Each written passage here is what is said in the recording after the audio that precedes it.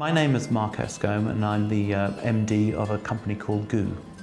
Goo are a British company that make desserts, operating in the UK grocery trade, but also have started businesses now in France and also shipping Goo product across to Germany, Austria, Australia and New Zealand. When the business started, Goo was more focused on making sure that the product was absolutely right. It needed a product that was completely different to what existed on the British market already. The reason why we felt that we could compete with larger and more established businesses is because we had something that was completely different.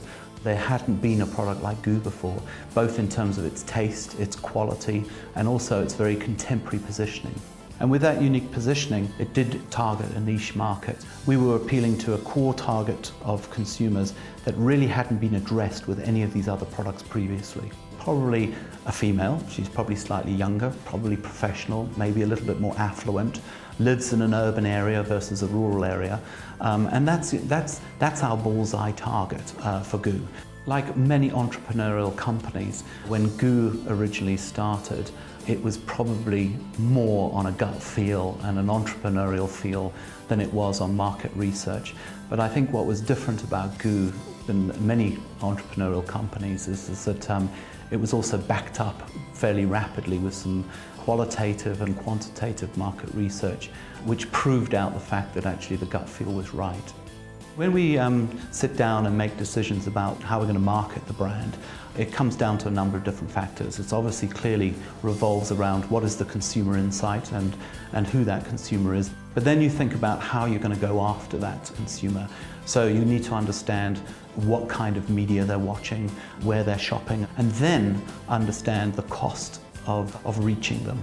And there's many different ways that you can go after your target consumer or attract or make your target consumer aware of your product. So we've done a lot of giving out products inside stores next to the aisle where you can buy it, so that people who might be wandering by, maybe haven't noticed Goo before, haven't considered trying it before, have an opportunity to try it for free.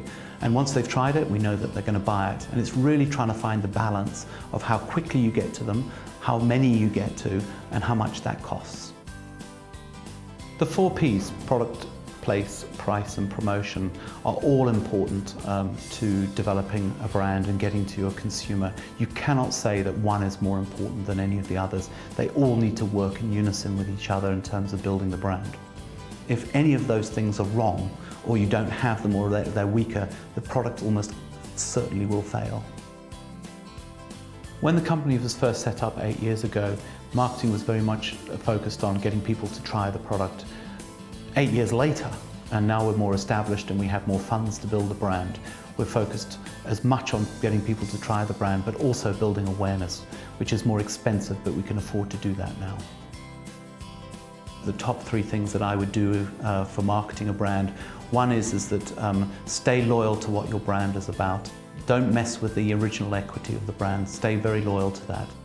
Number 2 is that make sure that it is different to anything else that's there, and that's the thing that you need to talk about. Don't talk about what anybody else has got, talk about what is unique to yourself. And number 3 is never discount it. A brand is something that has to survive in its own right, and it has to command a premium over everything else. So it's really important that you hold and make sure you build its equity from a premium positioning.